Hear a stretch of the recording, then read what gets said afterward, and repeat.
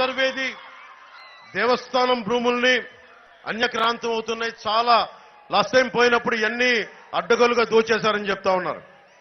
దేవుడి మాన్యాలు ఎవరు తీసుకెళ్లినా చాణక్యుడు చెప్పినట్టుగా తరాలు ఎగిరిపోతాయి.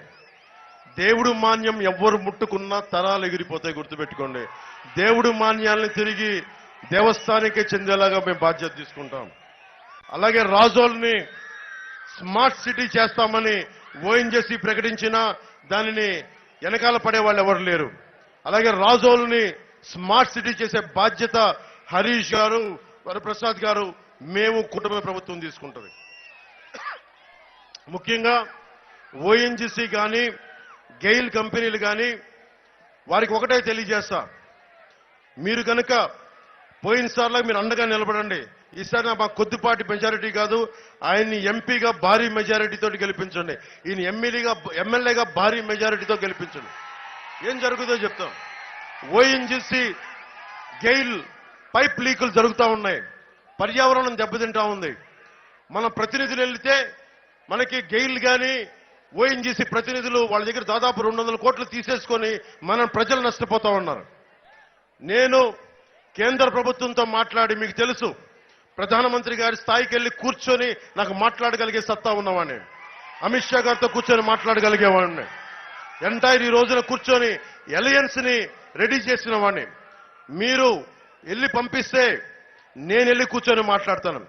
ఓఎన్జీసీ అధికారులతో కానీ, రిలయన్స్ కానీ, గెయిల్ కానీ ఏమైతే లీకులు ఉన్నాయో నేను వచ్చి క్షేత్రస్థాయి పరిశీలన చేస్తాను.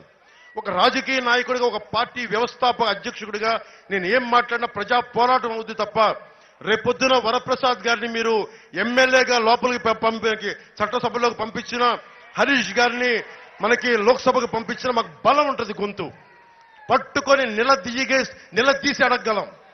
గెయిల్ చేత, ఓఎన్జీసీ చేత ఈ పైప్ లైన్ తాలూకు కాలుష్యాన్ని తగ్గించి ప్రతి గ్రామం పచ్చదనం పోకుండా మీ ఆరోగ్యాన్ని సంరక్షించే బాధ్యత, కాలుష్యం లేకుండా చేసే బాధ్యత మేము తీసుకుంటాం.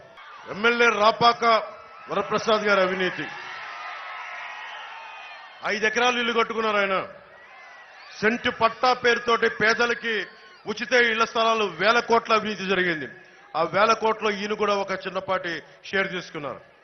పట్టాలు ఇచ్చిన భూములు తక్కువ రేట్లు కొని ప్రభుత్వానికి దాదాపు 4 ఇంతలు ఎక్కువ డబ్బులు ఇచ్చుకున్నారు.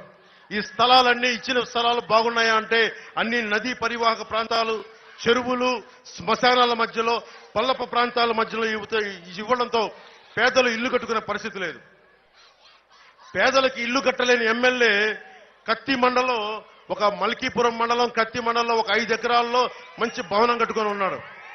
మన ఓట్ల మీద గెలిచి పేదలకు ద్రోహం చేసి కూర్చొని మల్కీపురం మండలంలో 5 ఎకరాలు ఇల్లు కట్టుకున్న వ్యక్తి. అదొక్కటే కాదు, ఇసుక కూడా బెదిరించి తీసుకున్నారు. ఇనుమును కూడా వ్యాపారుల నుంచి బెదిరించి తీసుకున్న వ్యక్తి. ప్రైవేట్ స్థలంలో ప్రభుత్వ నిధులతో ఇల్లు కట్టుకున్న వ్యక్తి.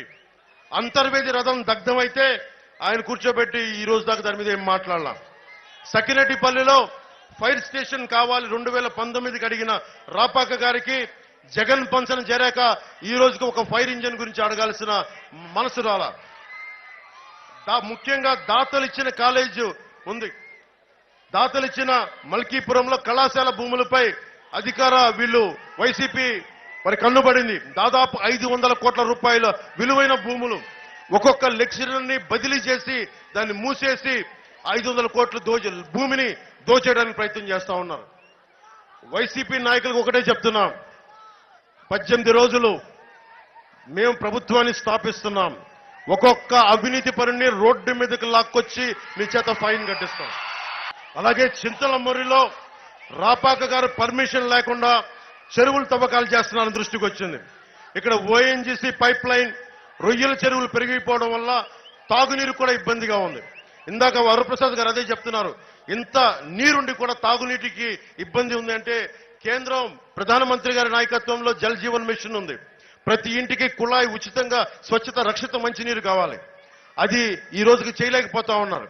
మేము చెప్తున్నాం, కనీస మౌలిక అవసరాలు తాగడానికి కనీసం మంచినీళ్లు కూడా ఇవ్వలేని పరిస్థితి. రోడ్లేస్తే వేసిన 2 రోజులకే గుంతలు పడిపోయే పరిస్థితి. ఇవన్నీ మారాలి. ఆ రోజు మీకు గుర్తుంది, నేను ఇదే రాజులకు వచ్చి మీరు రోడ్లు వేస్తారా, నేను వచ్చి నా శ్రమదానంతో రోడ్లు వేయినా మా జన సైనికులతో అడిగితే మీకు ఎన్ని గంటలు వేసారో మీకే తెలుసు.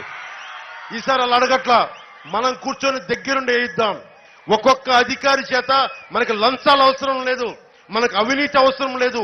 మొత్తం ఏ రోడ్లు ఏ మౌలిక అవసరాలు ఉన్నాయో అన్ని దగ్గరుండి ఒక్కొక్కరి చేత మెడలు వంచి పని చేద్దాం ఒక్కొక్కరి చేత. సుమన్ టీవీలో మీ పర్సనల్ అండ్ బిజినెస్ ప్రమోషన్స్ కోసం కింది నెంబర్కి కాంటాక్ట్ చేయండి.